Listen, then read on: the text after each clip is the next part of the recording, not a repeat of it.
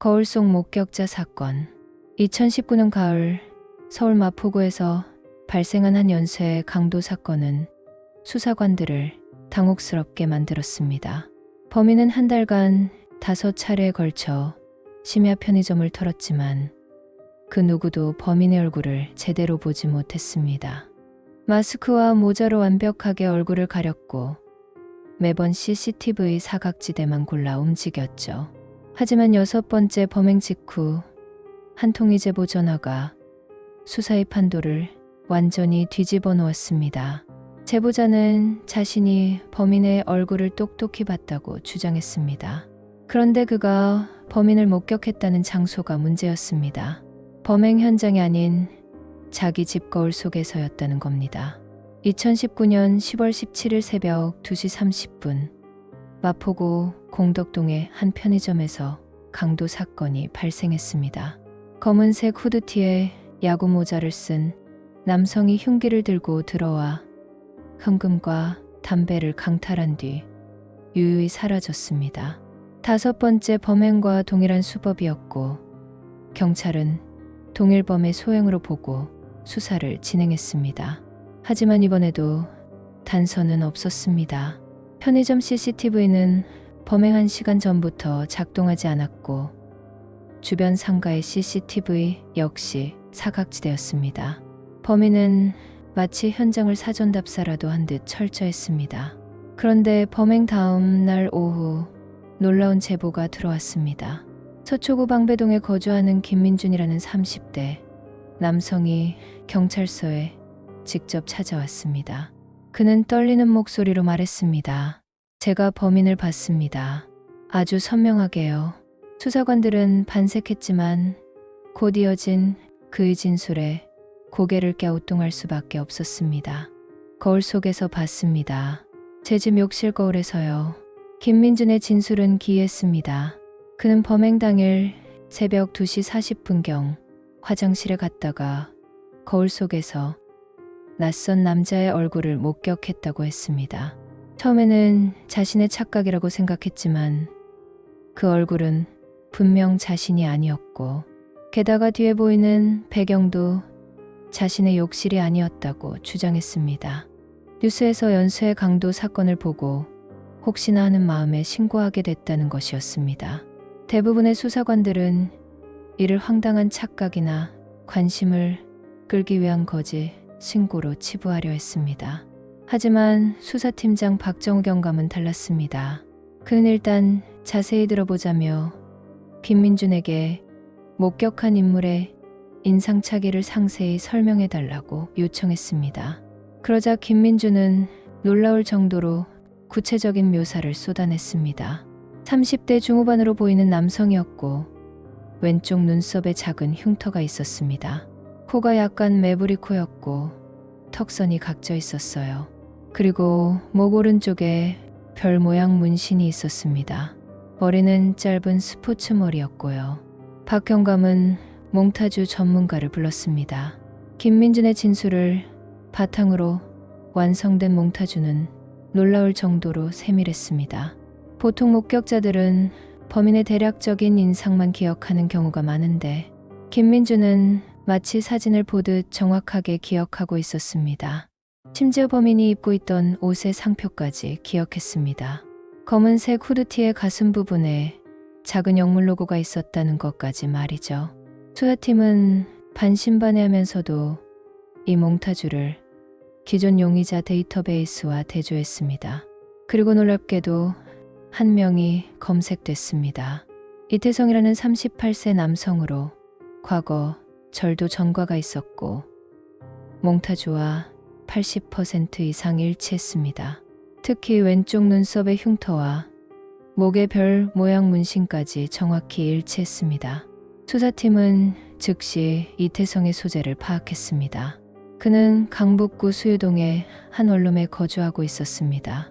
10월 20일 새벽 경찰은 이태성의 집을 급습했습니다. 그리고 증거물을 다수 확보했습니다. 강도 사건에 사용된 것과 동일한 흉기, 훔친 담배 일부, 그리고 검은색 후드티까지. 이태성은 현행범으로 체포됐고 결국 범행을 자백했습니다. 5건의 강도 사건이 모두 그의 소행이었습니다. 사건은 일단락되는 듯 했습니다. 하지만 이것으로 끝이 아니었습니다. 사건의 진짜 미스터리는 여기서부터 시작됐습니다. 이태성의 집을 압수수색하던 중 과학수사팀이 욕실 거울에서 이상한 흔적을 발견했습니다. 거울 표면에서 지문이 검출된 것입니다. 그런데 그 지문의 위치가 특이했습니다. 거울의 중앙 상단부, 마치 누군가 거울을 들여다보다가 손가락으로 특정 부분을 짚은 것 같은 위치였습니다. 더 기묘한 것은 그 지문 주변으로 김이 서렸다, 마른 흔적이 남아있었다는 점입니다. 욕실 거울에 김이 서리는 것은 흔한 일이지만 문제는 그 패턴이었습니다. 마치 누군가 거울 반대편에서 숨을 내쉰 것처럼 보이는 형태였습니다. 하지만 거울은 벽에 고정돼 있었고 뒷면은 벽이었습니다. 거울 뒤에서 숨을 쉴 수 있는 공간 따위는 존재하지 않았습니다. 수사팀은 발견된 지문을 분석했습니다. 놀랍게도 그 지문은 이태성의 것이 아니었습니다. 바로 김민준의 지문이었습니다. 목격자로 신고했던 그 사람, 방배동에 사는 김민준의 지문이 강북구 수유동 이태성의 집 욕실 거울에서 발견된 것입니다. 두 장소는 직선거리로 약 20km나 떨어져 있었습니다. 경찰은 즉시 김민준을 재소환했습니다. 김민준은 당황했습니다. 그는 이태성을 전혀 모른다고 했고 그의 집에 가본 적도 없다고 주장했습니다. 실제로 김민준의 휴대폰 위치 기록과 카드 사용 내역을 분석한 결과 그가 최근 6개월간 수유동 일대에 간 적이 없는 것으로 확인됐습니다. 교통카드 사용 기록도 없었고 CCTV에도 잡히지 않았습니다. 알리바이는 완벽했습니다. 그렇다면 김민준의 지문은 어떻게 이태성의 집 거울에 남게 된 걸까요? 경찰은 이태성을 다시 조사했습니다. 이태성도 김민준을 모른다고 했습니다. 두 사람의 접점을 찾기 위해 과거 학교, 직장, 거주지, 친구 관계까지 모두 뒤졌지만 단 한 번도 겹치는 부분이 없었습니다. 완전히 남남인 두 사람이었습니다. 수사팀은 혹시 김민준이 공범이 아닐까 의심했습니다. 범행을 함께 계획하고 나중에 자수하는 척하며 목격자로 위장한 것이 아닐까 하는 가설이었습니다. 하지만 이 가설에도 구멍이 많았습니다. 김민준이 공범이라면 굳이 자신이 직접 신고할 이유가 없었습니다. 이미 경찰 수사가 난항을 겪고 있었고 가만히 있어도 체포될 위험이 낮았으니까요.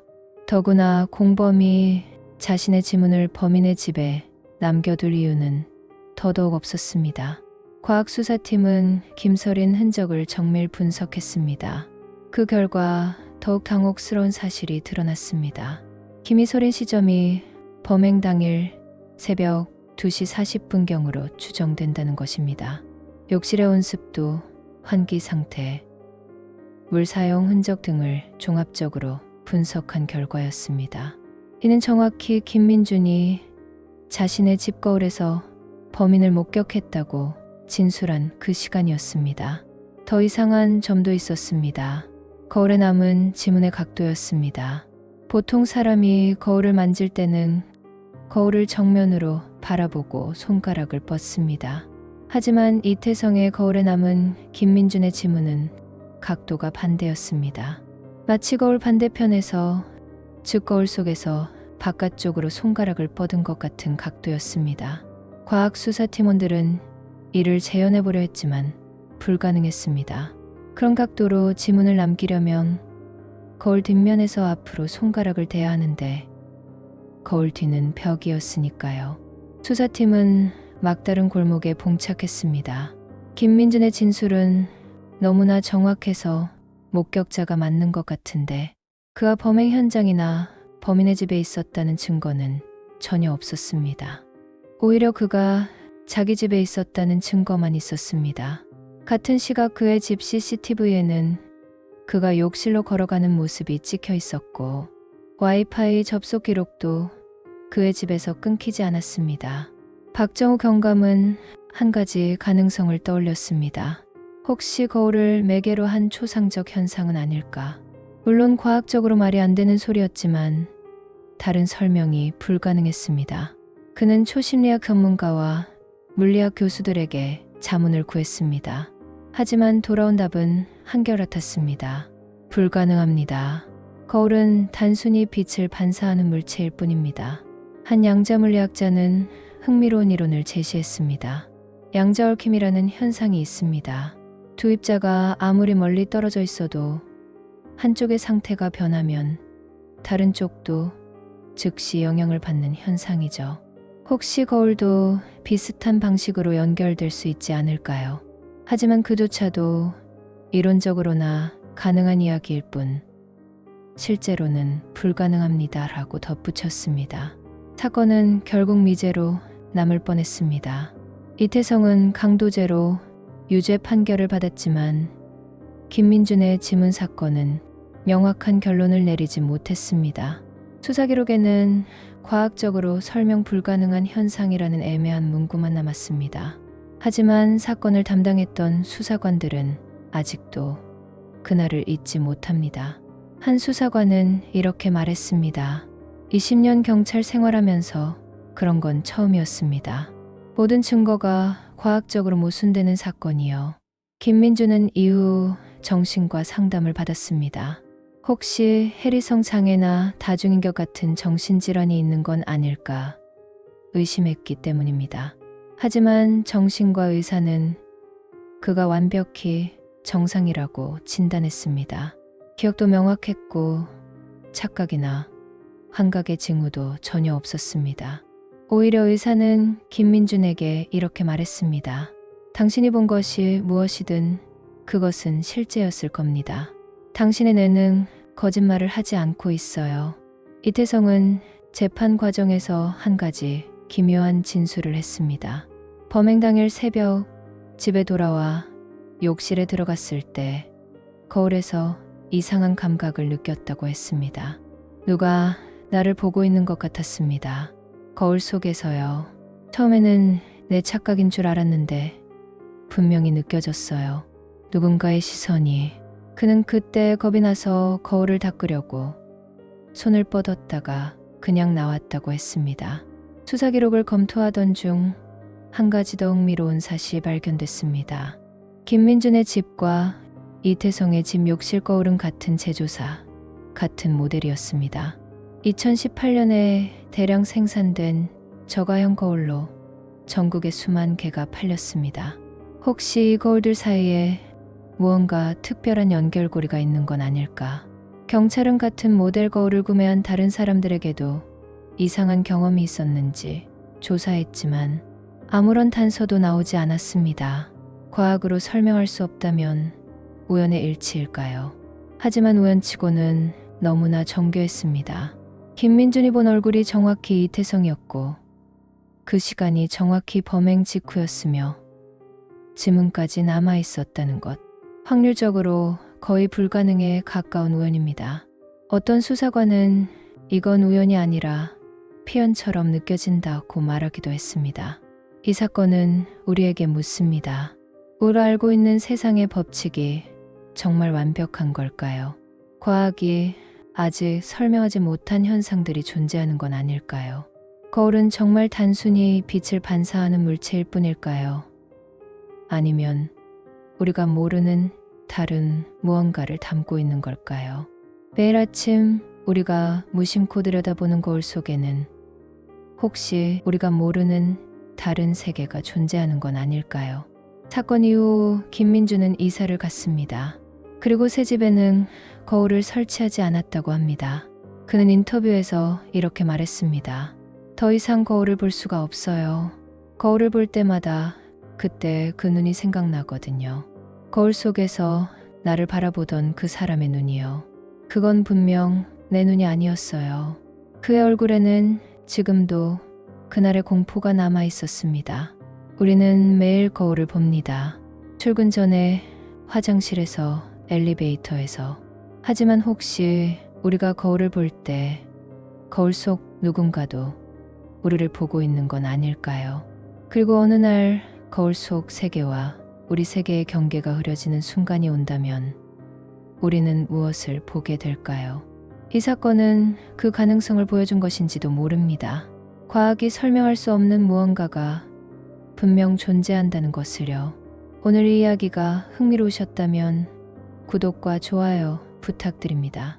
오모심터는 앞으로도 세상의 미스터리한 사건들을 여러분께 전해드리겠습니다. 감사합니다.